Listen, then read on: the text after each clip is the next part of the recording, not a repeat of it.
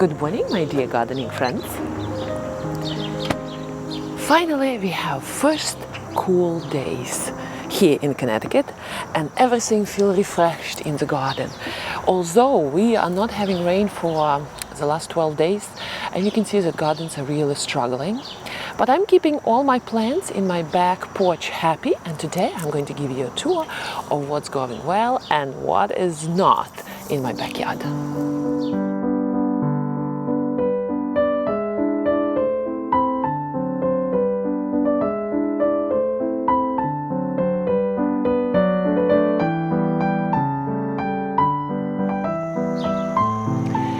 Let's go and see my best performance on my back porch.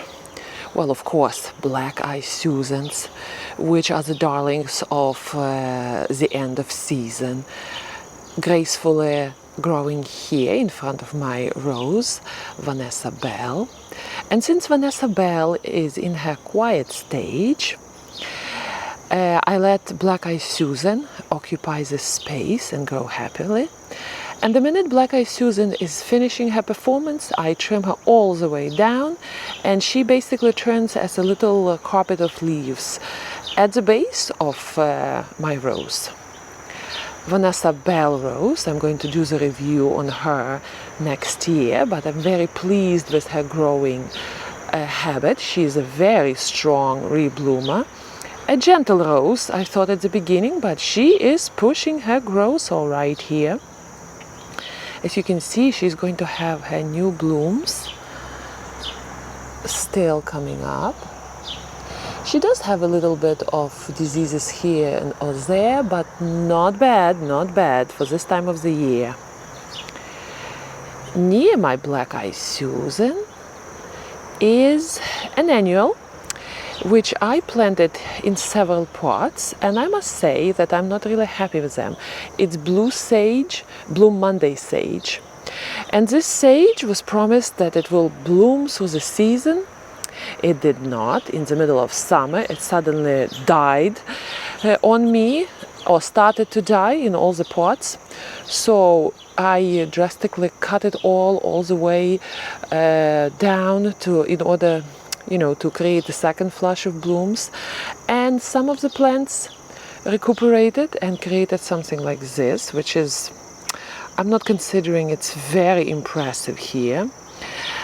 And some plants did not. For example, here in this pot.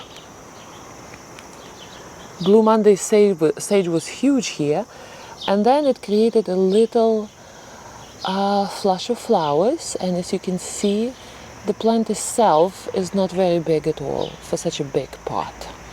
So as a result, my review of Blue Monday sage is not really favorable. It dies too quickly. It's an annual, and it sets seeds too quickly for my season here in Connecticut, zone 6-7. But the best performer, as usual, on the back porch is my Autumn Joy sedums. And they are just wonderful. I always praise them. My best sedums ever for pots. I do fertilize them, I do water them, and they perform magnificently. They're going to blossom soon, and all the butterflies and bees are going to be here on these wonderful rosettes of blooms. Very sturdy, growing on its own, living in this spot through winter with no problems, coming back year after year. Just look at this health. And they do not flop. You see how sturdy these stems are? So for the beginner gardener, I would say this is the best plant. Living year-round through the pot, you don't need to bring it into the garage, you don't need to do anything with it. Wonderful. I really look forward to the blooms of Autumn Joy sedum, because blooms are light pink and they do attract a lot of pollinators. Here, last year, let me move away because you can see my shadow actually. Last year I planted buttercup marigolds, as you can see them here. And buttercup marigolds were darlings of my last season on my back porch. So I had seeds and I just threw them into the pot. And the marigolds are still blooming. They do need to be dead-headed, which is fine. And they are happily blooming, creating a nice yellow presence here. Again, at the back we have another pot of sedum, a wonderful green presence. And here in this pot, this is an example. This pot was the pot where blue Monday sage was growing, and I took it out and a lot of self-seeders were there, and I just let them grow to see what happens. And you know who is there? Look at this, self-seeded tomatoes. And they managed to create fruits in our climate, which is you know, fairly short for tomatoes. And there are plenty of green ones. Look at this. And they keep growing, which is wonderful.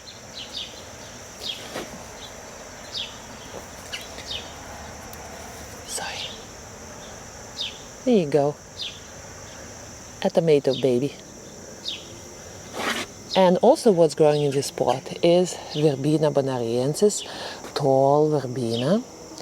It's fairly young and skinny because it's self-seeded in the pot, and it's not strong yet. But what I'm going to do, I'm going to plant this verbena out into the garden. Verbena is borderline annual perennial here, and I will try to protect it in winter to see if verbena will survive in my garden here in zone 6-7. And then the spring performance of verbena will be so much stronger, you know.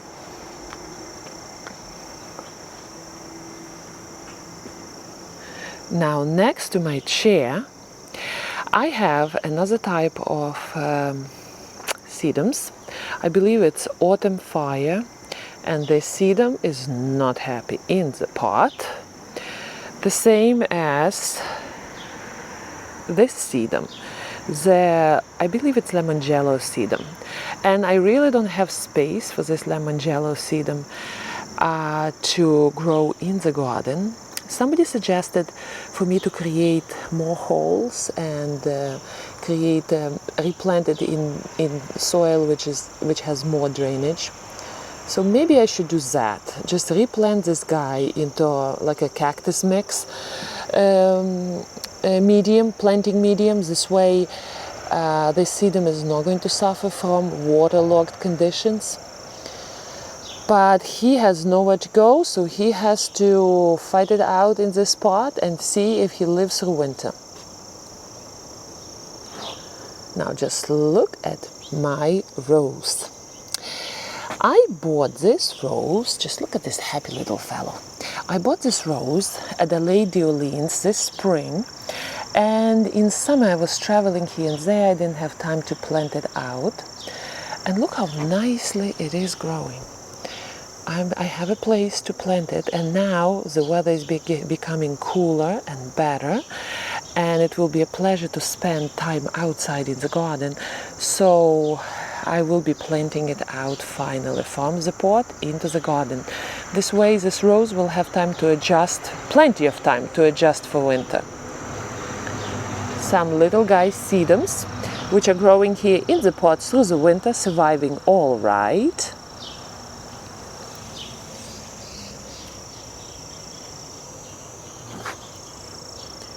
My hydrangea struggles here. She was a gift from my brother-in-law family, and it struggles, but it is living, so I'm going to plant it out too in the fall. It will also have enough time to adjust itself. It's blooming, you know, although looking miserable. Hello, Verbena bonariensis. I like this verbena. This verbena attracts so many yellow birds, but they are shy birds. They come here in the morning and they are, by any action of mine, they are frightened and they fly away. Verbena bonariensis creates a very airy presence in the garden. It doesn't need to be supported, and sometimes you need that airy screen to screen away portions of the garden.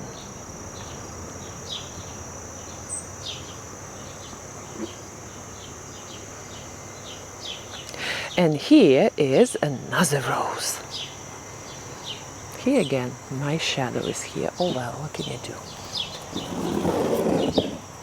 Here's another rose. Look, she is suddenly waking up and she wants to grow, which is a good sign. She was struggling with mildew a little bit here. Looks like she's out of her little sickness here, and new shoots are strong and healthy. I'm very grateful for this rose, and this rose is Katrina rose. Surviving rose. This rose is a tough little survivor. I'm going to plant it at the back of my garden. In slightly tough conditions, I'm kind of betting if this rose will live there well, but since she lived through the floods, she should be okay in this spot. I'm going to plant her. Look at her. A happy little plant here. I'm very happy that she's growing well. Let's go around and let's see what's going on here. The last of my Lady of Shalott. Still here a little bit. Although she is producing flowers here and there. Unfortunately, black spot is starting to show up a bit here and there. What can you do? I kind of realized that I have to live with black spot. What can you do? And as long as rose is not really infected by it, I'm okay with it.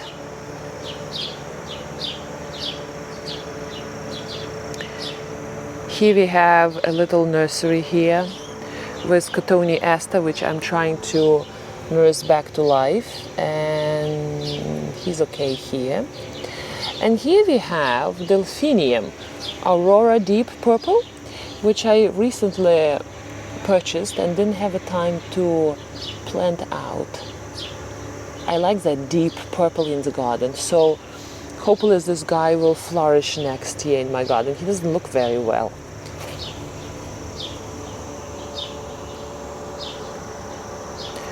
This is chives. These are chives. And poor guys, we constantly harvest them, and they look like a bunch of, I call them bad hair day guys, because they look really messed up. But they are quite a good thing for the kitchen, so I keep them there. They live through the winter in the pot also, tough survivors. Really don't look very,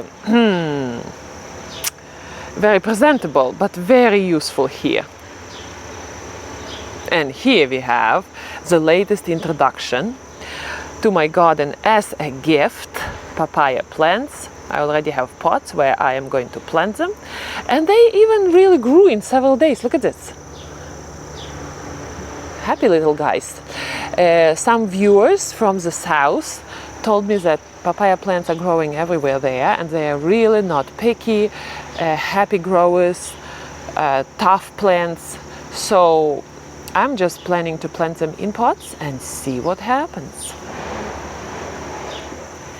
So this is it, a quick tour of my back porch.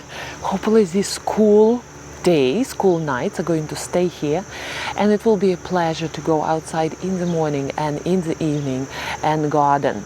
And hopefully rain is going to come and our gardens will refresh and wake up.